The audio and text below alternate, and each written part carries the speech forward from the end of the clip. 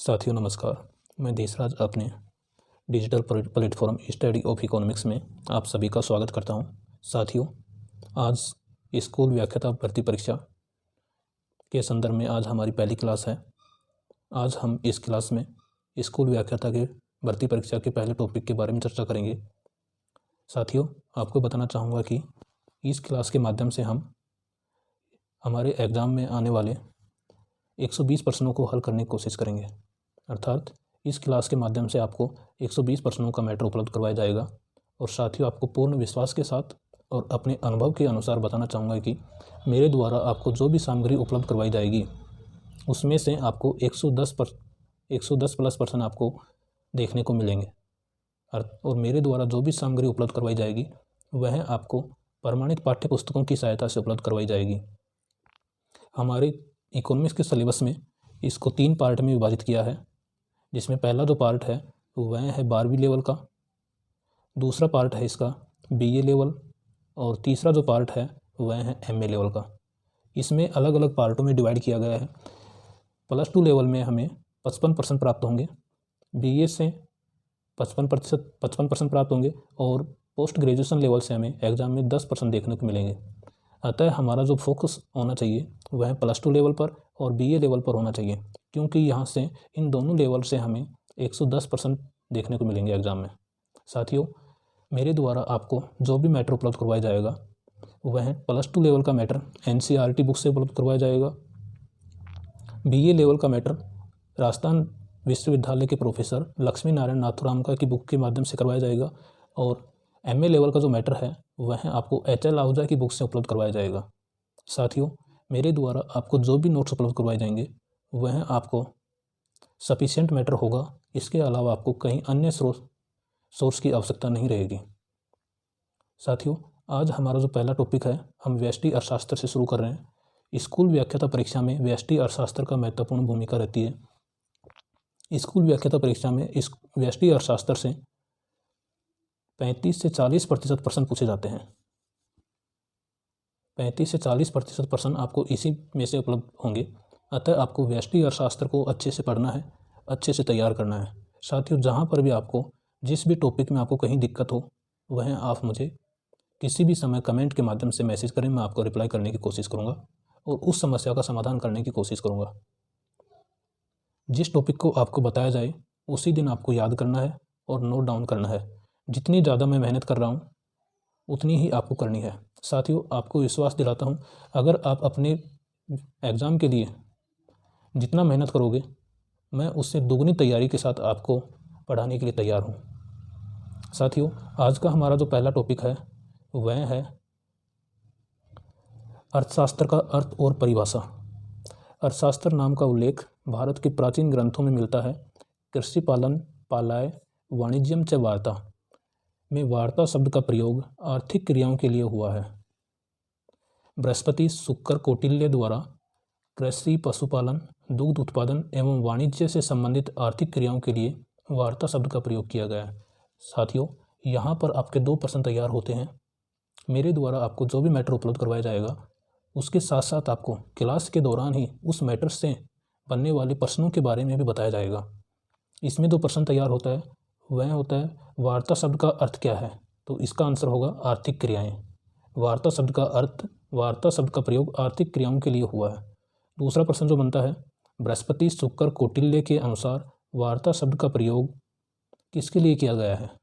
कृषि पशुपालन दुग्ध उत्पादन एवं वाणिज्य के आर्थिक क्रियाओं के लिए वार्ता शब्द का प्रयोग किया गया है। साथियों, ये 2 प्रश्न यहाँ से बनते हैं, इनको आपको अपने प्रश्न फॉर्मेट में भी लिख लेना है। नेक्स्ट हमारा जो आता है अर्थशास्त्र की परिभाषाएं।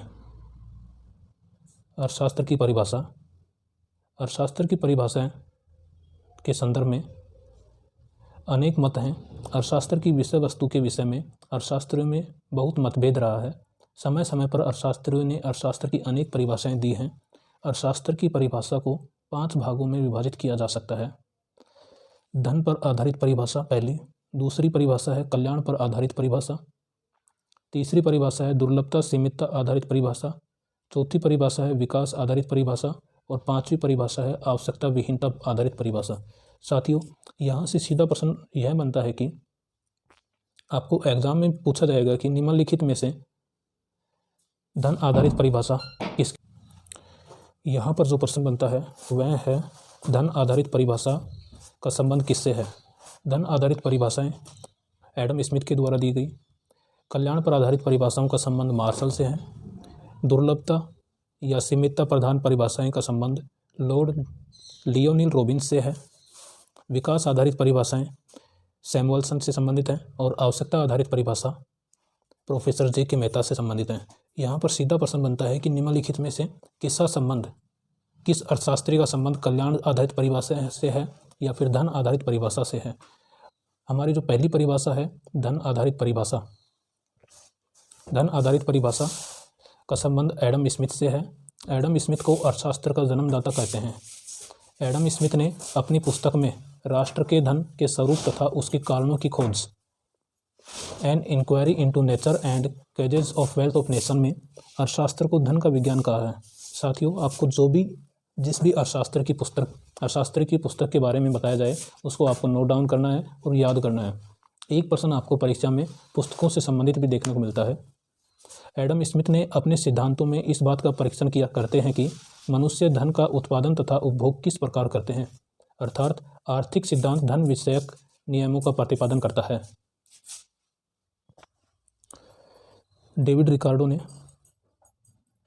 धन के उत्पादन तथा उपभोग की अपेक्षा धन के वितरण पर अधिक बल दिया। कार्लाइल तथा रस्किन जैसे प्रसिद्ध अंग्रेज लेखकों ने अर्थशास्त्र को कुबेरपंथ तथा घृण्य विज्ञान कहकर इसकी आलोचना की। साथियों, यहाँ से जो प्रश्न बनते हैं वह है, सीधा प्रश्न होता है कि धन प्रधान परिभाषाओं का संबंध किससे है, एडम स्मिथ से। दूसरा प्रश्न बनता है एडम स्मिथ की पुस्तक के संदर्भ में।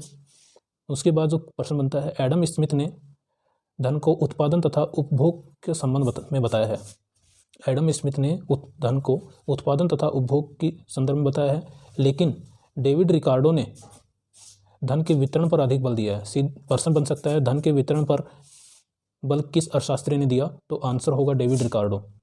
इसके अलावा धन प्रधान परिभाषाओं की आलोचना की गई है और उन आलोचना करने वाले अंग्रेज लेखक हैं कार्लाइल तथा रस्किन।